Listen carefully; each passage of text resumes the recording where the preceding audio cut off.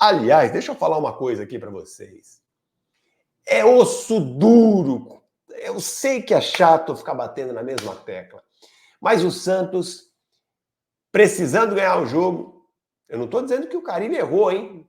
Eu vou dar minha opinião aqui, mas é um absurdo você ver um jogo em que o Santos precisa virar, precisa marcar gols e os dois jogadores mais caros, talvez tenha alguém ali entre o Patrick e o Morelos, né?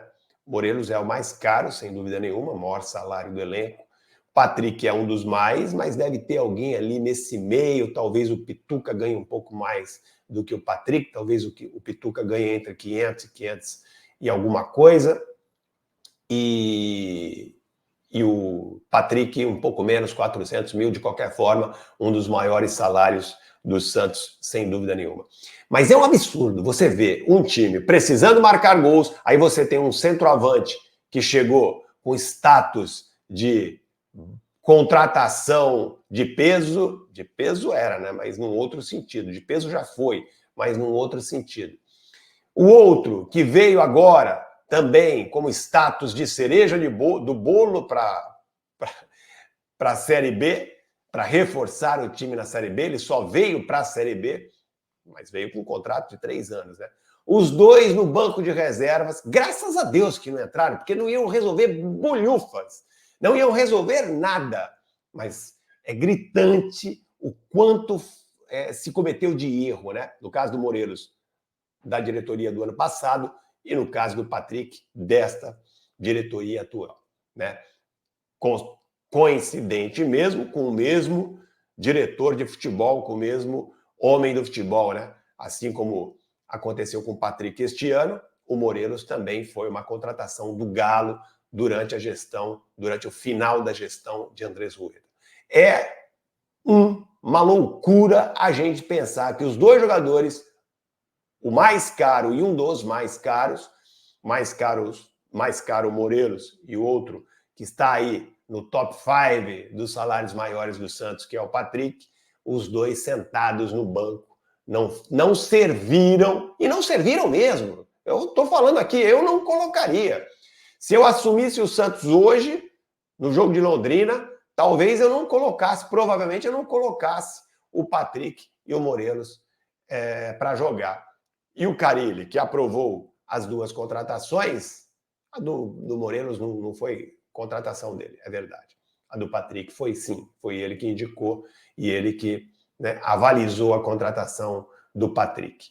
Ele que estava lá não colocou os dois para jogar, nenhum dos dois para jogar. É um absurdo, né? É um absurdo. Entendo, não colocaria, não resolveriam nada como não vêm resolvendo, mas é um absurdo, é uma ofensa, né, ao torcedor do Santos.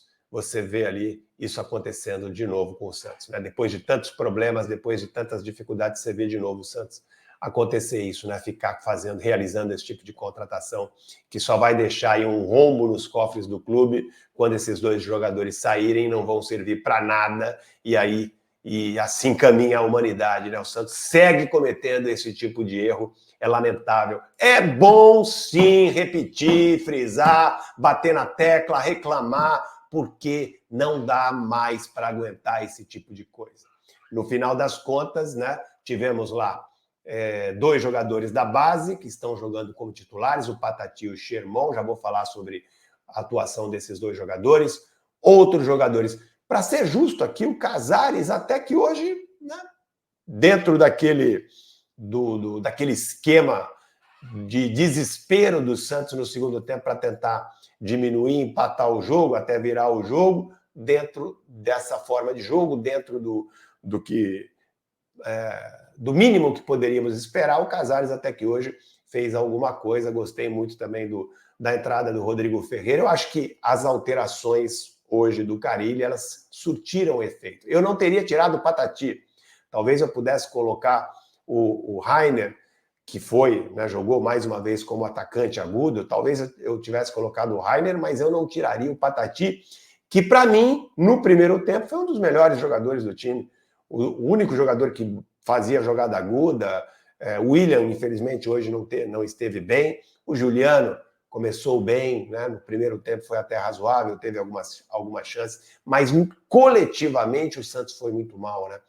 Assim, já dando a minha opinião sobre o que aconteceu no jogo de hoje, eu acho que o Santos entrou como se estivesse ali disputando um jogo sem adversário, disputando um jogo em que ele certamente faria o gol quando quisesse. Eu acho que isso que determinou o destino do jogo, determinou a sorte do jogo. O Santos menosprezou o Botafogo.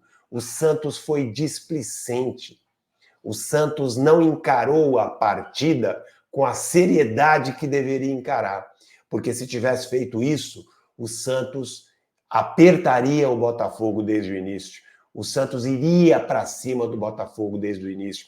O Santos faria uma marcação mais avançada, o Santos teria mais intensidade, marcaria mais forte, teria mais velocidade.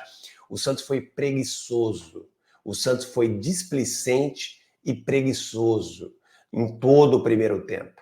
E é por isso que o Botafogo, quando teve alguma chance de chegar próximo do gol do Gabriel Brazão, chegou e naquele chute, né? Eu não diria indefensável, mas é muito difícil. Tem gente, ouvi de pessoas, até amigos, que me perguntaram, e aí, Wagner, era defensável essa bola do primeiro gol do Botafogo?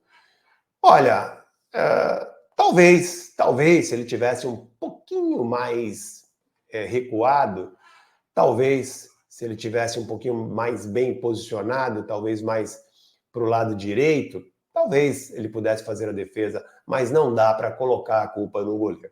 O jogador do Botafogo teve toda a liberdade de se aproximar da área, armar o chute e finalizar.